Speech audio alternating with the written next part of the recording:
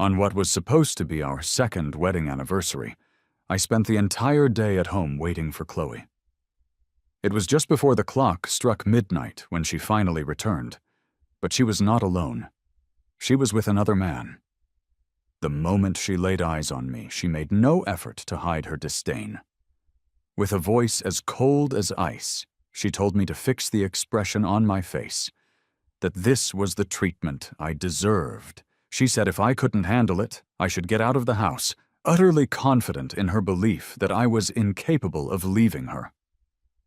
Later, in a desperate attempt to prevent me from leaving, she would almost lose her own life. As I watched Chloe plead with me not to go, even as she hovered near death, I simply looked away and repeated her own words back to her. This is what you deserve. As the seconds ticked away, we were less than a minute from our second wedding anniversary, concluding in a complete and utter mess. The elaborate meal I had prepared on the dining table had long since grown cold. A thin, greasy film had formed over the fish soup, and it emitted a faint, unpleasant smell. The frosting on the anniversary cake had melted, creating a sad, sugary puddle on the plate. I was sitting on the living room couch, having just tried to call Chloe's phone for the 26th time that evening. Just then, I heard a sound at the front door. The warm, yellow light from the foyer cast a silhouette of two figures, one tall and one small, wrapped in an intimate embrace. She had brought someone home with her. I suppose the look on my face must have been quite unpleasant because the handsome man who was pressed against the wall by Chloe looked startled when he saw me. Chloe paused her actions, slowly straightening up to face me.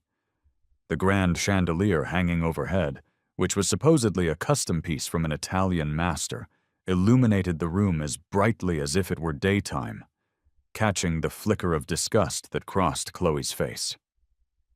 None of us spoke for a long moment. It was the handsome stranger who finally broke the tense silence. He casually brushed a strand of hair behind his ear and offered an explanation. "Sorry," he said. "Chloe wasn't in the best of moods and had a little too much to drink at a party. I brought her home, and now I should probably be going." "I didn't say you could leave." Chloe's expression darkened as she grabbed his hand, trying to pull him further inside. "Chloe," I called out her name, my voice quiet but firm. The tall figure of the man froze for a second before he slowly turned back, his movements almost like a frame-by-frame animation. "What do you want?" she asked with a smirk. "Are you here to cheer us on, or did you want to join in?" It took a few moments for her words to register, and when they did, a wave of shame washed over me. My face burned with humiliation. Chloe frowned at me, her voice filled with irritation. "Wipe that pathetic, almost crying look off your face. If you can't stand it, then get out of this house. Don't you forget, you owe me this. This is what you deserve." Chloe's voice used to be so pleasant. Back when I had trouble sleeping, I loved listening to her read to me, sing, or even just chat about nothing until I drifted off. I never would have imagined that the same voice would one day speak such heartless words. At that moment, the door to the guest room opened a crack. Standing behind it was Alex, his eyes clear as he calmly asked, "What's going on?" The sight of him made Chloe practically flee from the house. It was obvious she didn't want Alex to see her at her worst. When Alex returned from his time abroad, Chloe insisted on throwing a large dinner party for him. The welcome dinner was held at a hotel owned by her company, and a crowd of well-known figures was in attendance. "What's so special about him that Chloe is making such a big deal?" I overheard someone whisper. "While the main flag is still standing at home, Chloe somehow manages to juggle two men without any trouble." Another voice chimed in. "Yeah, but before today, have any of you ever actually seen Chloe's husband? I have a feeling that title is about to change hands." Standing in a corner of the corridor, I silently listened to a few women gossip. Suddenly, the area fell quiet, followed by a few nervous, flattering voices calling out Chloe's name. A tall, elegant figure brushed past my shoulder. Chloe's face was like stone as she emotionlessly instructed her assistant to have those women removed from the event. Amid their pleas for forgiveness, she looked over at me with an unbothered expression. "What are you doing here?" she asked.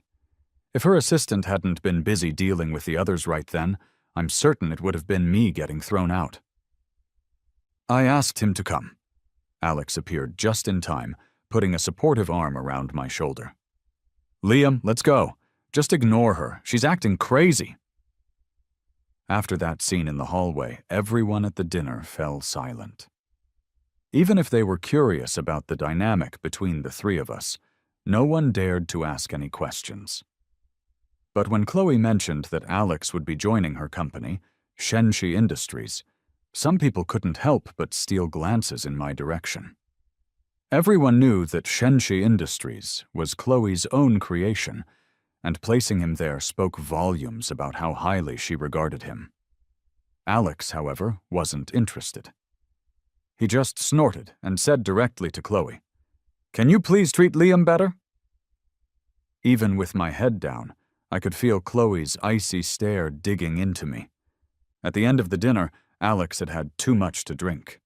He was a crying mess, slurring his words as he held on to me. "Liam, we have to be okay. Liam, I miss him so much." His tears made my own nose sting. Chloe stood beside me, watching me with a chilly expression. Later, the cold night wind blew away my lingering sadness. Perhaps Alex's words had some effect, because Chloe uncharacteristically came home that night. As soon as she got in, she went straight into her study and didn't come out. I tossed and turned in our bed until 3 in the morning, still unable to sleep. I decided to get up, put on a robe, grabbed a bottle of champagne from the kitchen, and quietly slipped into the media room. "Chloe, look at the camera! Come on, don't be so serious. Give us a smile."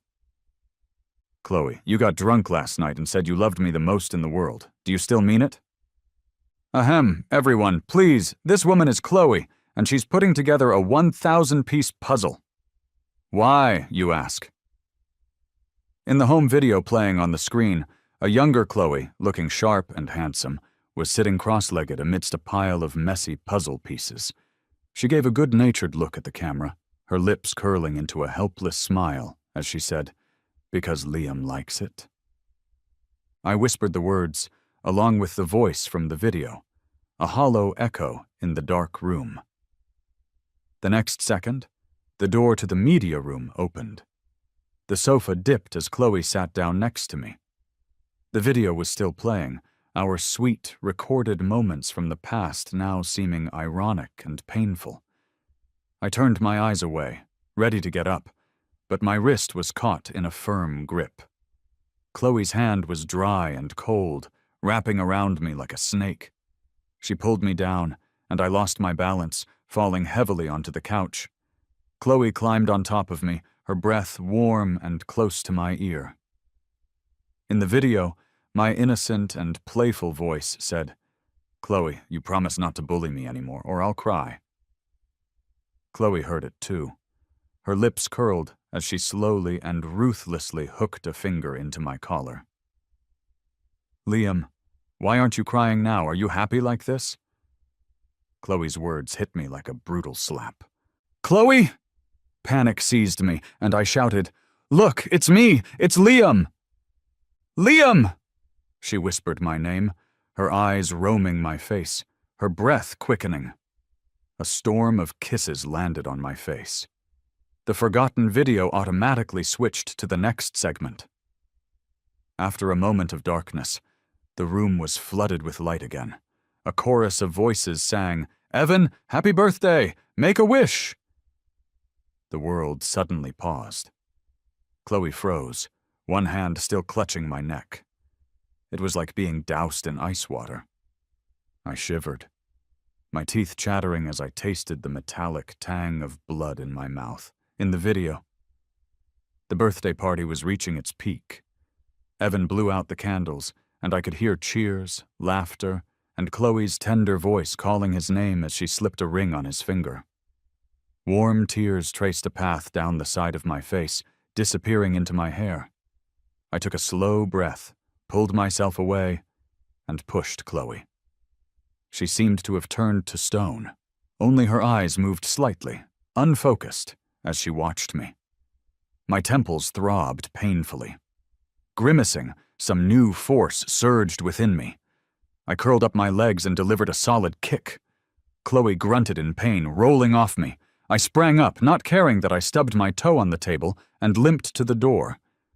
Before leaving, I cast one last look back.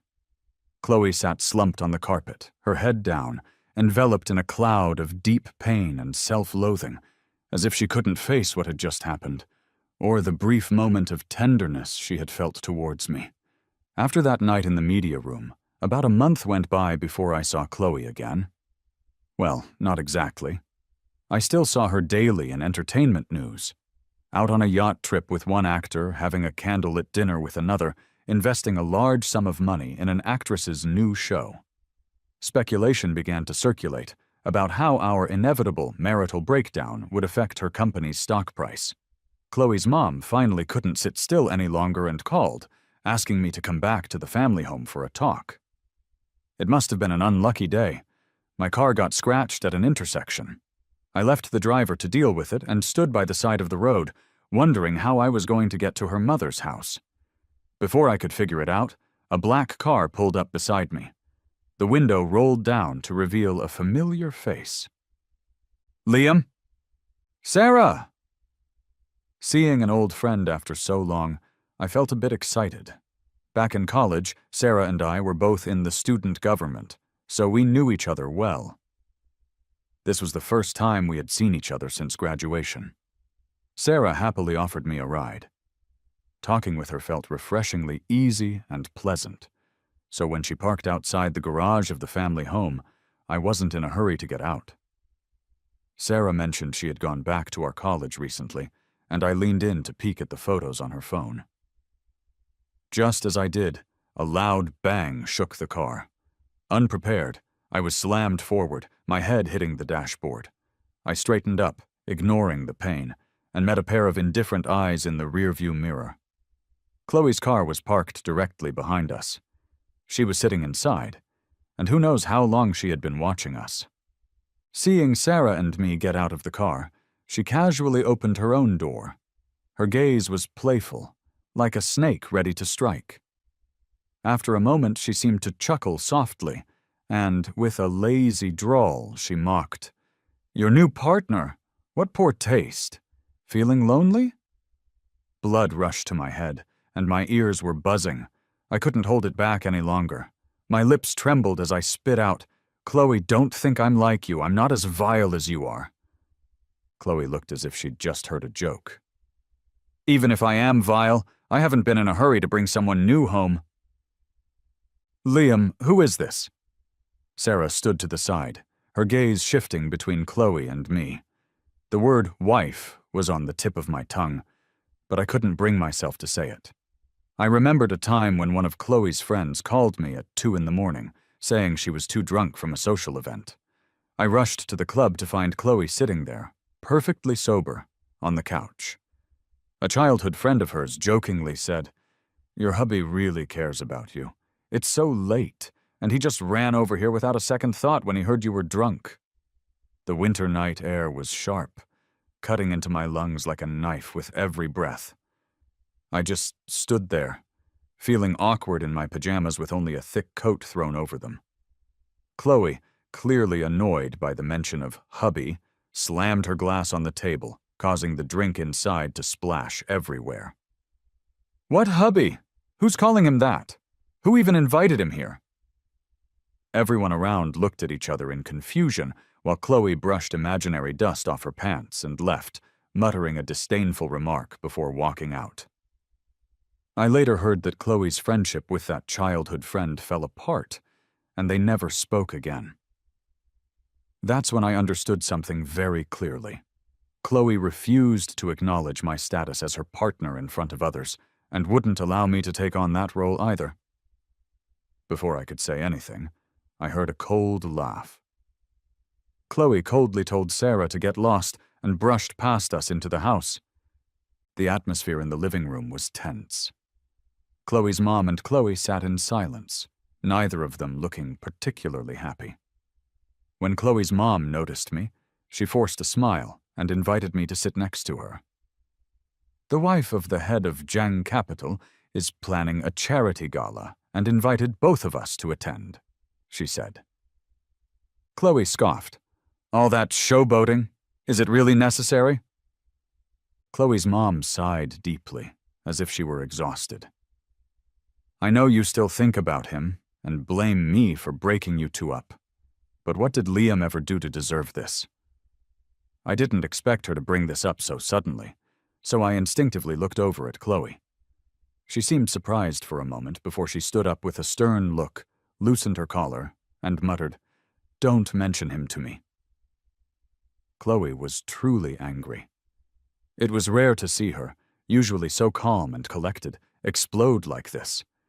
After venting her frustration, she stormed out, leaving her mother in tears. "Liam, what happened to Chloe? What sort of spell did Evan cast on her?" I couldn't answer her question. Evan, the ever-present figure in Chloe's life that I could never overcome or even mention, was someone she could never forget. He remained the impossible dream that stood between us. When I was 18, I invited some friends over to celebrate my acceptance into college. My brother, who happened to have some time off, joined the party. On that very same day, Chloe happened to return home from a trip. Hearing she was back, I scrambled to grab my acceptance letter from my desk drawer and rushed downstairs, eager to show it off to her. After searching around, I found her in the garden, crouching down with someone dressed in a light green outfit. They were quietly comforting a stray cat that was scared and trembling.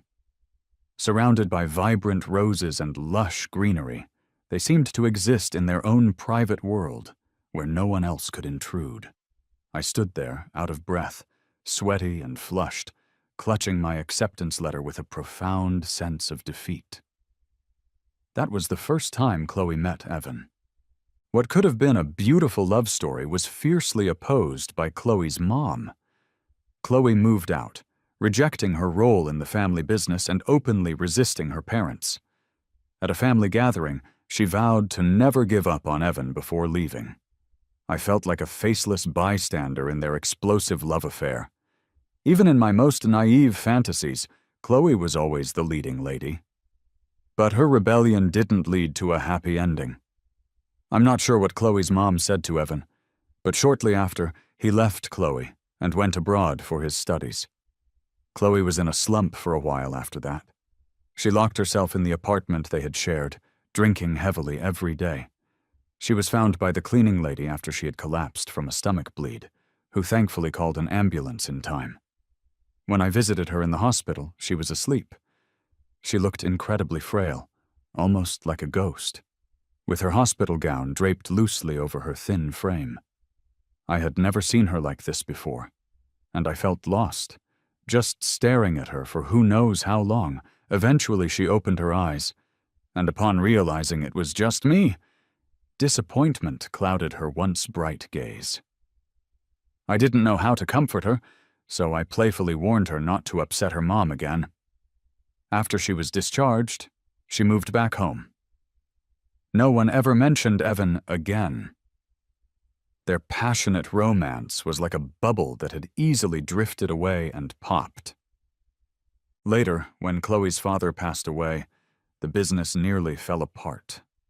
Chloe spent her days caught between dealing with shareholders and distant relatives, completely exhausted by it all.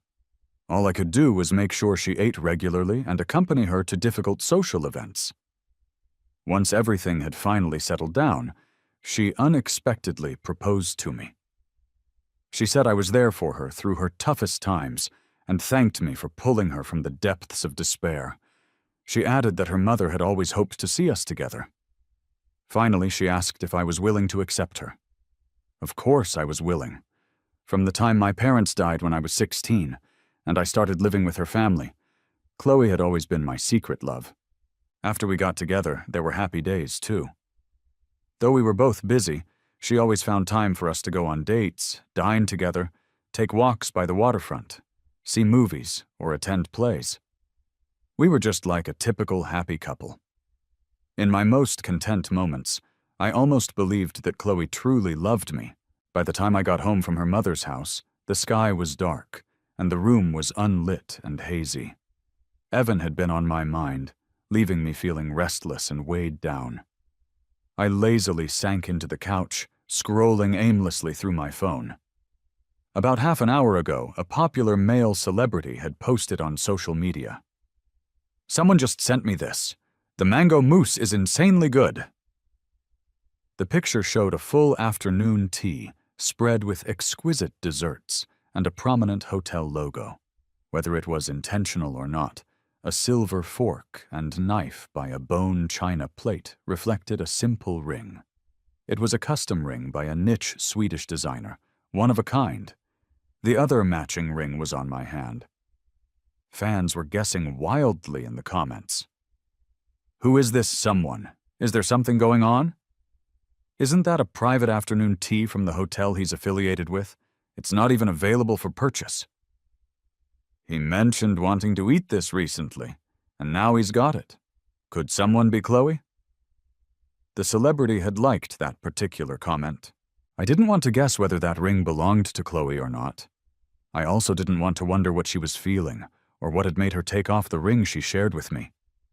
I just suddenly felt tired. I opened my chat with Chloe. Our last conversation had been 3 months ago.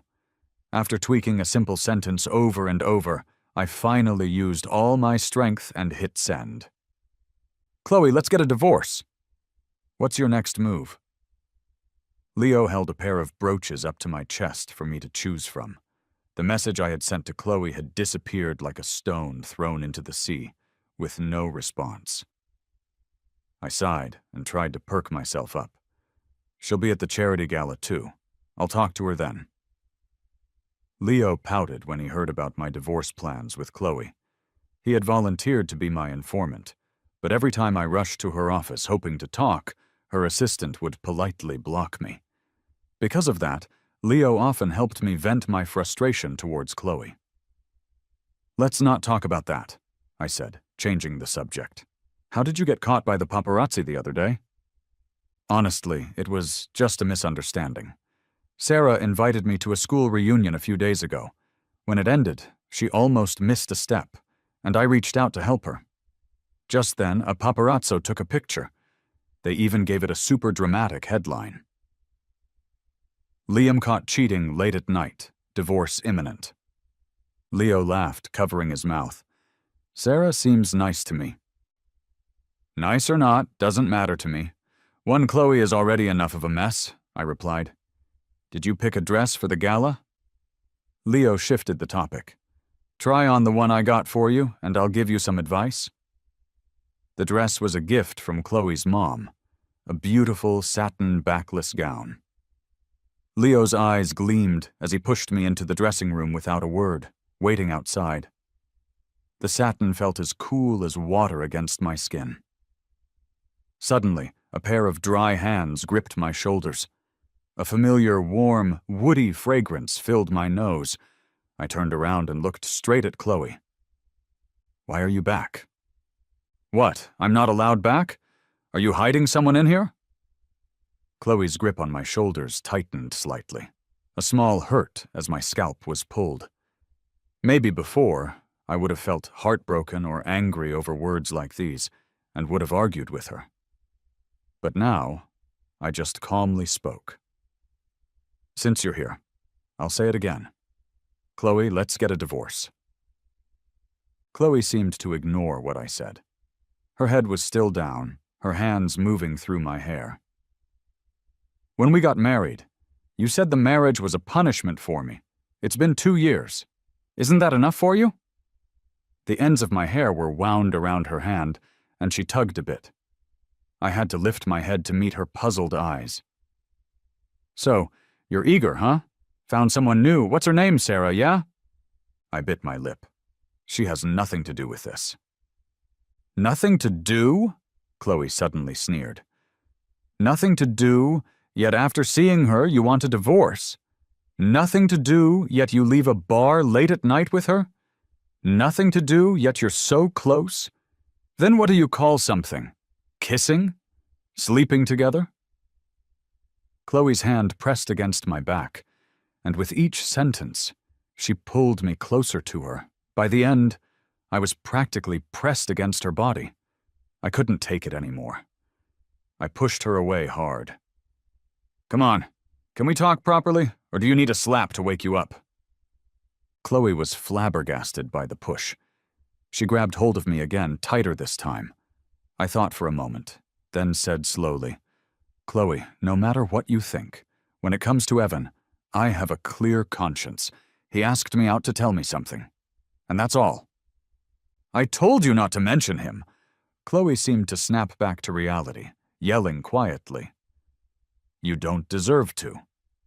Shortly after Chloe had proposed to me, Evan came back to the country. I don't know if Evan was still the one in Chloe's heart, but I did accidentally see them having dinner together more than once. Back then, I loved Chloe deeply, so much that I was scared. So I did the one thing I regret most in my life. I went to see Chloe's mom. Chloe's mom pulled some strings, and all of Evan's job offers were suddenly rescinded. Maybe he knew I was behind it, because one day Evan messaged me, saying he had something to tell me and setting up a meeting. On my way there, his car collided head-on with an out-of-control truck that had run a red light. He died on the spot. Chloe blamed it all on me and her mother. To her, her mom was the one who broke them apart. And as for me, I was just as ruthless for wanting to marry her. No matter how I explained it was just an accident, she refused to believe me, even suspecting that the crash was engineered by me and her mom. She did a lot of crazy things, giving everyone the impression that she loved Evan deeply. Everyone assumed she should hate me and that the wedding was probably off. But Chloe locked herself in our future marital home for a week. And when she came out, she said everything was back on track. I thought she had finally come around, foolishly dreaming that we had a lifetime to get past it all. But at the wedding, as we exchanged rings, Chloe suddenly leaned in and whispered a sentence to me. Liam, now you pay the price. Enjoy your punishment. She saw our marriage as a punishment for me, and I have been trapped in her hatred for 2 years. I gently pressed a hand against Chloe's chest, trying to push her away. Liam, are you in there? Leo's voice suddenly broke the silence from behind the door. He twisted the doorknob, seemingly about to come in. Chloe raised an eyebrow. One hand gripped my waist, while the other held my wrists, pinning them against the wall. She leaned in, her warmth radiating through the thin fabric of the dress.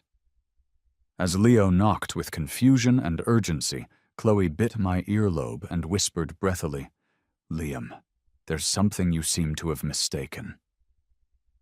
Her eyes were cruel as she continued, You need to repay Evan and me with your happiness. Didn't you want to marry me? Didn't you like me? You've got your wish, so don't let me hear you talk about divorce again. Don't you get it? When things end between us isn't for you to decide. Maybe she said other things, but I can't remember. In my last moment of consciousness, I thought, what a shame. This beautiful dress is ruined. In a foggy state, I seemed to see a 16-year-old version of myself. He was alone, hiding under a flower stand, crying. The moon hung high in the sky, casting a pale white light across everything. Why are you crying? A voice said softly, with a hint of laughter. A cool can of beer was pressed against the side of my face. That was the first time I met Chloe. Before I was 16, my life was happy. I had loving parents and friendly classmates. My biggest worry was an upcoming exam or a pimple on my forehead. The upheaval happened overnight. That year, a major fire broke out in the city. A store in a shopping mall had been illegally renovated, and a short circuit set the wiring ablaze. Amidst the thick smoke, people panicked and lost their way. The fire caused 7 deaths from smoke inhalation. My parents were on that list. The news came as I was eagerly waiting for them to come home. Earlier that morning, I had casually mentioned to my mom that I wanted some snacks from the mall's basement. She had laughed and promised I would have them for dinner that night. That was the first time they ever broke a promise to me. During that time, I was restless and lost, like a startled bird. My relatives avoided me like the plague, fearing I would become a burden. Chloe's mother came into my life when I was at my breaking point. She told me she was my mom's best friend. They had promised to have each other's backs for life, but as they each got married and started their own families, they drifted apart, until she saw the obituaries in the news. Chloe's mother took me into her family, treating me like her own son. She had always wanted a daughter, she said, because her own son was such a handful. "That little rascal is traveling abroad right now," she had warned me. "When you meet him, keep your distance. He's nothing but trouble." It took me a few seconds to connect the bright, gentle person before me with the troublemaker Chloe's mom had described. I didn't speak for a while, but Chloe pulled open a can of beer and handed it to me. "You're the one my mom called her poor little thing, right? Why are you crying all alone? Did my mom not treat you well, or did someone bully you?" I blushed and quietly denied it. "No, Auntie's very nice, and no one's bullying me. But sometimes, I'd miss home, miss my parents. I'd wonder if I hadn't craved those snacks that day, if things would have been different. Was I somehow responsible for their deaths?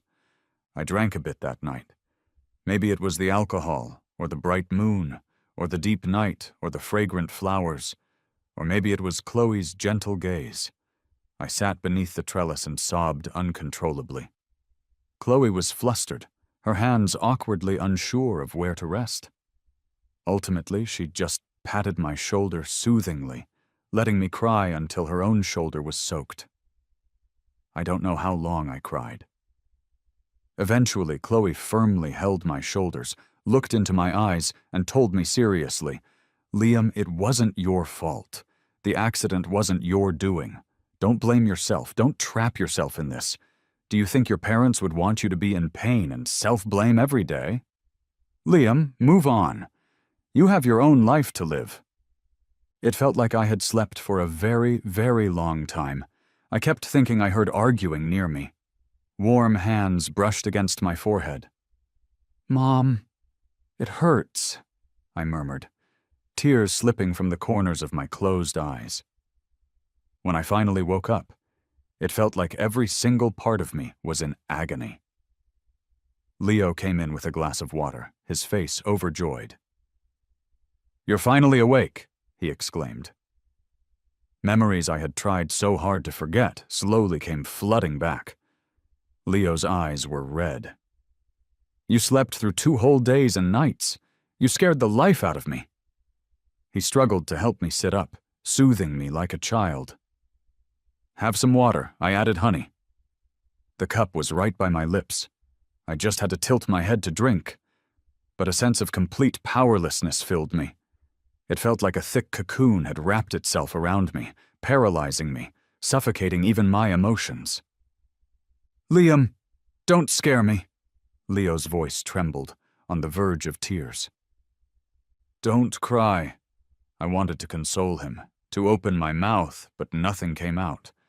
I can't remember when he left the room. The curtains stayed drawn, the thick, dark green velvet keeping all light at bay. Being in bed felt like clinging to a life raft in a storm, the only thing grounding me. I floated in and out of sleep until I felt something warm nuzzle against my palm. It took effort to open my eyes. There was a tiny ginger ball of fluff nestled by my hand. The fur ball nudged into my palm and raised its head with a baby-soft meow. A cat. Instinctively, I reached out to pet the kitten's soft, fluffy back. When Chloe and I first moved into this marital home, I had thought about getting a cat. But Chloe said she didn't like cats, and so it never happened. In the corner of the room, a shadow stepped forward. Chloe looked weary, her usual upright posture now slightly slumped. "Liam." Her voice was heavy with exhaustion. "I was wrong about that thing. Mom already scolded me for it." The little kitten purred contentedly under my hand. Chloe's gaze also landed on the kitten. "Weren't you the one who thought our home was too quiet and wanted a cat? This kitty has a great personality and is super clingy. Consider it my apology to you." Chloe's voice got a little lighter. "Your trick actually worked, you know. You even fooled me." She thought I had been pretending to be sick, all those days lying in bed. "What else do you want? Why don't you just say it all at once and I'll grant it? But don't stay in bed anymore. It's time to stop." I looked at Chloe seriously. The 18-year-old with a clear embrace of nature who had comforted me and went out of her way to make me happy. The 26 or 27-year-old who was gentle and tolerant, filled with love for me, who would read to help me sleep, walk and daydream with me, watch the sunrise over a sea of clouds, wasting time together but never feeling bored, whose gaze towards me would make us both burst into spontaneous laughter. That was my Chloe, but not the person standing here now. "What's wrong? Can't decide?" Chloe raised an eyebrow. "You sure have a big appetite." My voice, unused for so long, sounded raspy, like a broken record when I finally spoke. "Divorce." I tried my best to make those two words as clear and precise as possible. Chloe's face darkened, and after a long while she forced out, "Anything but that." "That's all I want." "Liam, are you playing hard to get? I've told you, you don't have the right to pull the plug." She stormed out, slamming the door behind her. The kitten stayed. It was a 6-month-old British Shorthair, fluffy, staring with innocent big eyes as it frolicked around the house. I named it Mango. Leo helped me set up a room for it. Watching the kitten playing on its cat tree, I suddenly said to Leo, "Take me to see Alex." Chloe had never let me near the cemetery. "Liam, why wasn't it you who died? Is it because you're a jinx? You killed your parents, and now Alex too. Who are you going to kill next?" That's what she had said to me on the day Alex was buried. Every single word, her expressions, her tone. I remembered them all. If it weren't for Leo crying and telling me it wasn't my fault, that he didn't blame me, I might not have been able to hold on. Alex was handsome. His memorial picture showed him gentle, smiling warmly. His grave was noticeably well kept. As I bowed, I caught sight of a mango moose standing upright by the headstone. I looked at Alex's carefree face. I couldn't help but wonder, that day when you asked me to meet, what did you really want to say? "Alex, if I had known how things with Chloe would end up, I would have handed her over to you a long time ago. Before leaving the cemetery, I slipped off the wedding ring I had always worn and tossed it into the nearest trash can." Leo drove me back home. Before I got out, he said anxiously, "Liam, are you really okay? You've seemed different lately. Even when my brother had his accident, you were emotional, almost depressed. But it wasn't like this." Leo didn't give me a chance to speak, continuing, "Back then, it seemed like you still had hope, still had life in you. But now, I don't feel that in you anymore." Leo looked troubled. I didn't expect him to say that. I hung my head, slowly rubbing the faint mark on my ring finger. I felt a bit sad. "I'll find that Liam again," I promised, more to myself than to him. Before coming home, I hadn't expected to run into Chloe here. Her gaze when she looked at me was furious, almost burning me to ash. "You went to the cemetery, didn't you? Didn't I tell you not to go near there?" My long, numb heart couldn't help but ache slightly. I took a deep breath, looking her straight in the eye, and said, "I went to see Evan. And what right do you have to stop me, as Evan's widow?" Chloe looked shocked for a moment, staring heavily at me. I walked past her, not feeling the least bit apologetic. "I won't go again, don't worry." My wrist was grabbed hard. Chloe held my hand, her eyes scanning over it. After a moment, she asked, "Where's your ring?" "Left it at home," I said. Chloe frowned, seemingly unhappy with my answer. "You're not wearing a ring either, are you?" I felt it was ironic. Her own ring finger was just as bare. What right did she have to question me? Chloe paused, her grip on me relaxing a little, as if she was going to say something. I took the chance to pull my hand away, walk past her, and leave without looking back. After searching around the house, I found Chloe's mother in the guest room. She was leaning against the headboard, flipping through an old photo album. I walked over slowly and sat beside her. This was the room I used to stay in when I first moved in. Everything inside was just as it had been before I moved out. Sitting there quietly, I turned the pages with Chloe's mother until she finally spoke slowly. "You came to me about Chloe, I suppose?" I nodded. "I want to divorce Chloe." "With Chloe and you, I can't intervene. She's always resented me for what happened with Evan. The more I said, the more she opposed me. I shouldn't have insisted on her marrying you. I thought since she had feelings for you, she'd treat you well once you were married. And I wouldn't be letting your mom down." Chloe's mother sighed, her fingers stroking a photo of her and my mom, both in school uniforms, laughing freely under the trees. "If your mom knew my troublesome daughter bullied her precious son like this, she'd come and settle accounts with me." My eyes stung with tears that were welling up, tears that I couldn't hold back. I closed my eyes, suppressing the lump in my throat. "Auntie, you've been so good to me, taking such good care of me. But Chloe and I, we just don't fit together." Chloe's mother shook her head. "It's Chloe who's wronging you. Chloe probably won't sign the papers easily." Chloe's mother sighed deeply and gazed at me with affection.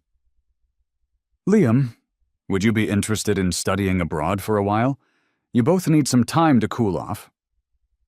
Mango was gone. Chloe realized this fact a month later. After wrapping up a major international acquisition, she rushed back home, leaving behind partners who were waiting for a celebration dinner. Sitting in the car with her eyes closed, she had a little mango-flavored cake sitting beside her. She remembered that Liam loved desserts. When he first came to live with them, he'd hide and cry, but if you gave him a little cake, he would cheer up. In her mind, she saw Liam smiling shyly at her, but then, in a flash, the laughter faded, turning into sad sobs, just like the last time in the dressing room. She wasn't sure what was wrong with her, but after seeing the news report of Liam standing so close to that woman, she felt a burning anger rising inside her. She had come home ready to confront him, but seeing him standing there with his head low, his handsome figure wrapped in the silky fabric of the gown, that fire became a small hook, pulling her forward. Liam's panic and resistance didn't escape her notice. He had said he wanted a divorce, with a seriousness she had never seen before. Suddenly, she was overwhelmed with an unspeakable anger and fear, burning away all her logic. When she came to her senses, Liam didn't even have any tears left. He seemed drained of all life, numbly enduring everything, his eyes staring at her, but not really seeing her. Chloe's mom and Alex had scolded her harshly, telling her she would regret it soon. She didn't care. Liam loved her. She was sure of it. A month, Chloe thought, should be enough for him to cool off. After all, Liam had always tolerated and forgiven her endlessly. But something was different this time. The living room was dark and silent, the quiet filling all the empty space. She wandered from room to room like a ghost, trying to find any sign that Liam was still around.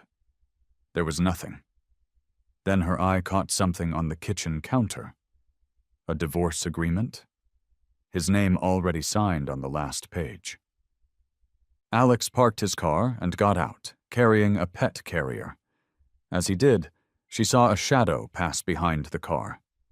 Chloe urgently stopped Alex, her eyes darting between the kitten and him. "Where's Liam?" His assistant had only found out he had gone to London after the fact. After that, he had just disappeared. Chloe knew it was likely her mom was involved. Her mom said nothing to all her hints, just sighed, eventually telling her to just let go. Why should she? Liam had indirectly caused Evan's death.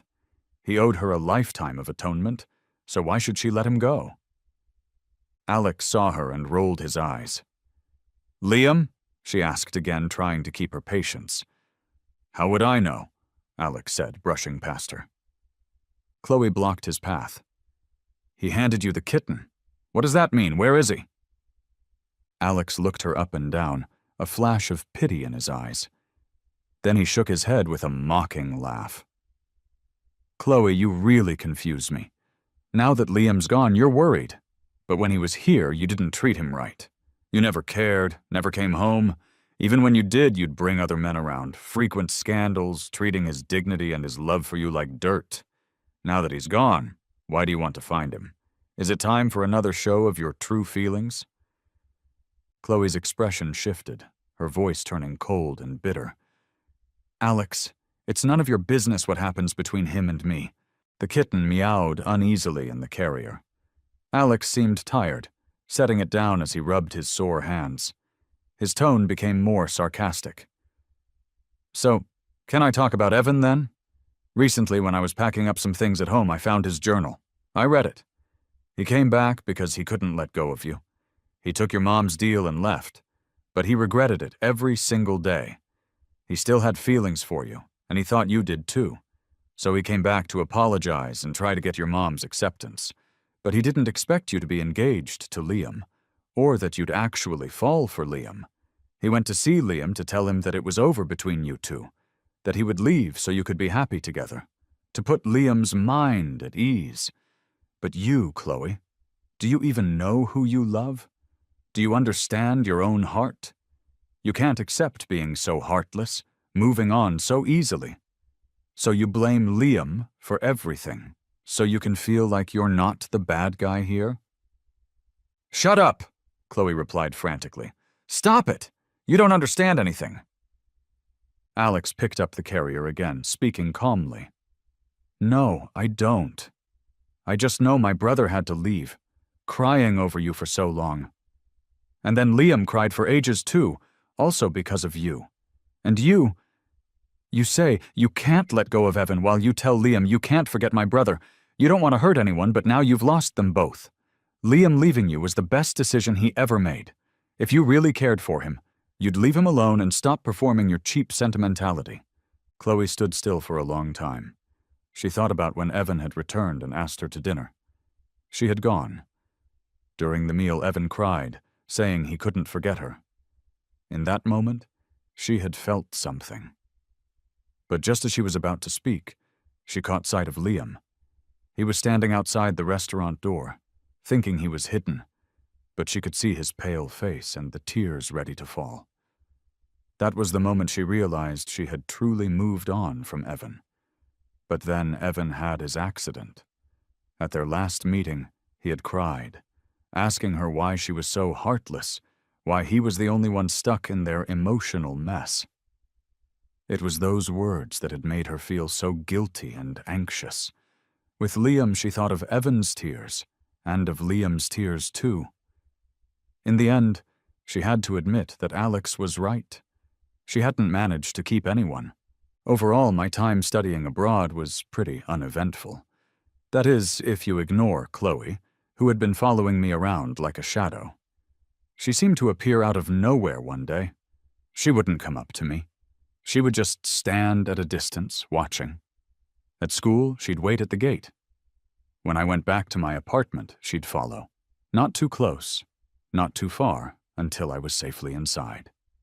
If my company's stock prices weren't so stable, I'd really suspect that Chloe had so much free time because she'd driven her company into bankruptcy. Every day, there were fresh flowers on the steps in front of my house. At one point, different kinds of meal boxes and desserts started to show up too. But since she never showed her face, I pretended she didn't exist. I gave the food to my neighbors and classmates. The flowers I handed to a professor who loved them, and he ended up recommending me for an internship at a famous fashion group. The internship was busy and a bit tedious, but I enjoyed it. One day after work, as I was heading back to my apartment, the quiet street suddenly erupted into chaos. Panicked screams and cries filled the air. Out of nowhere, a woman with a knife appeared. She looked wild, swinging the blade around, and blood was dripping from the tip. She saw me, her eyes locking onto mine like a predator. "Run," was my brain's first command. I turned around stiffly, my legs feeling like they were made of lead, but I sprinted. Out of the corner of my eye, I saw her running straight at me, brandishing the knife. The wind whooshed by my ears, accompanied by her heavy footsteps and the sound of a weapon slicing through the air. "Ah!" I yelled out, as from nowhere, someone rushed up and shielded me. I looked up, confused, right into Chloe's eyes. Chloe was hurt. Though they subdued the attacker quickly, Chloe got slashed on her back and elbow during the struggle. The hospital patched her up. "Thanks for today," I said, standing up. "I'll head home now if there's nothing else." Chloe gave a wry smile. "You're really heartless." She hesitated for a moment, and then added, "I don't feel comfortable letting you go back alone. Let me take you home." "No need," I refused. "You should rest up." "Liam," Chloe said, sounding frustrated. "Why do you keep pushing me away?" "Chloe, what do you want? I'm tired." Chloe, her hand bandaged, looked both desolate and fragile. She fumbled a small black velvet box from her pocket. Awkwardly, she said, "Don't lose it again." She opened the box to reveal the ring I had tossed away at Evan's grave. Somehow she knew where it was and had gone through the trouble to retrieve it. I turned away, not meeting her gaze. "Chloe, why are you here? I don't understand most of what you do. I thought I had started to heal from the painful past, but it still hurts to talk about it. You said you wanted to get engaged. I didn't understand how you could let go of Evan, but I was happy. I used to really like you, so I convinced myself to believe that you liked me too. But then Evan came back. You got back with him, yet you still dated me. I wasn't sure what you were thinking. Still, I told myself to accept it all, and if you really wanted to be with Evan, I would have blessed that. After Evan's accident, you blamed me for everything. You said you hated me, yet you wanted to marry me. You did, but only for revenge. And you won't let me go, even now. What did I do wrong, Chloe? Tell me." Chloe trembled, her hand holding the ring dropping weakly. Pain crossed her face. "Being with you suffocates me every second. Chloe, let's just let each other go. It's time for me to find my own life."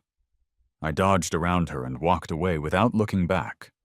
From that day on, it seemed like Chloe did vanish from my life. Things settled back to normal. Alex came to visit me and invited me to go skiing in St. Moritz. I happily agreed. St. Moritz, nestled among snowy peaks, looked like it belonged in a fairy tale. The stunning snow scenes and bright mountains cleared away the winter gloom. I suited up in ski gear and tried out some moves with the coach's help. I must have fallen a dozen times and was feeling a bit exhausted when a skier stopped right in front of me, pulling me up before the coach could. I pressed my lips together, glancing at the fully kitted-out Chloe. She seemed nervous, quickly letting go of my arm once I was steady. "I didn't follow you here on purpose." After a pause, she continued, "You once said you wanted to ski with me. Things got so bad between us that we never did." I remembered she had once posted pictures of herself skiing with a guy that had caused quite the stir online. Whether Chloe thought about that or not, She fell silent before quietly asking, "One last time, ski with me once, and then can you let me go?" Her eyes were hidden behind ski goggles, but it felt like she was looking deeply at me. Just as my patience was running out, she nodded. Chloe was indeed a patient and skilled ski instructor. Under her guidance, I learned some basic moves. Before we knew it, we had skied way off course. The surroundings were silent, every inch covered in fresh, untouched snow. I started to panic. We should head back. Chloe exhaled a cloud of breath, visible in the cold air, as she looked around with a rare, serious expression. "Stay with me," she said, handing me one end of her ski pole. She turned and trudged ahead. We walked for a bit, seemingly without any direction. The snow got deeper, and there was a subtle tremor beneath our feet. "Chloe, do you feel that? The ground is moving." "Oh, no." She suddenly spun around, swiftly took the backpack off my shoulders, gave me a hard shove, and shouted, "Run!" I stumbled a bit from the push and instinctively ran a few steps away. In a flash, the spot where we had just been standing began to collapse. A massive chunk of snow slid down with destructive force, engulfing Chloe in an instant. She was buried in the snow, rolled over several times with the avalanche. And just like that, she was gone. It all happened in a few heartbeats. The valley returned to silence, with the once calm, snowy ground now completely ravaged. "Chloe!" I screamed. But I couldn't see her anywhere, just endless snow in front of me. Trembling, I contacted the person in charge at the ski resort. I was thankful that the pack Chloe had thrown off was just a regular gear bag. The beacon and probe were in a small bag she had been carrying. At first, the receiver didn't pick up any signals. It had been almost 15 minutes since Chloe got buried. The longer someone is buried, the harder it is to rescue them, and the slimmer their chances of survival. Luckily, as we moved downhill along the avalanche's path, we finally got a faint signal. After a lot of struggle, we managed to locate where Chloe might be buried. Even though I was exhausted, I forced myself to pull out the probe and snow shovel. If fate doesn't want us to be together, and if I save you this time, you'll owe me your life. Just listen to fate and let us both go. The shovel suddenly hit something solid. Through the snow, a hint of black was visible. Feeling invigorated but too weak to stand, I knelt in the snow and kept digging, again and again. I don't know how much time passed. Finally, I saw Chloe beneath the snow. She was still conscious, and slowly she spoke. "Liam, what should I do now? I really don't want to let go of you." "If you don't want to be buried here by me, then shut up." "If you bury me here, you'll always remember me. And that's good too." I kept digging without stopping. "Do you want me to live with guilt for the rest of my life? Do you hate me so much that you won't even let me have a peaceful life? I'm telling you, even if you die here today, I won't shed a single tear for you. I've cried all my tears. I cried them all when you said I killed my mom and dad, and Evan too." Tears welled up in my eyes, but with the biting wind, their warmth quickly faded, leaving an itchy, painful trace. "Chloe, you know, when the snow took you away, I thought, if you die like this, it's what you deserve. It's not my fault." "Yeah," Chloe sighed. "It's not your fault." Her voice was so light, like a sigh dissipating into the snow. "Sorry, Liam.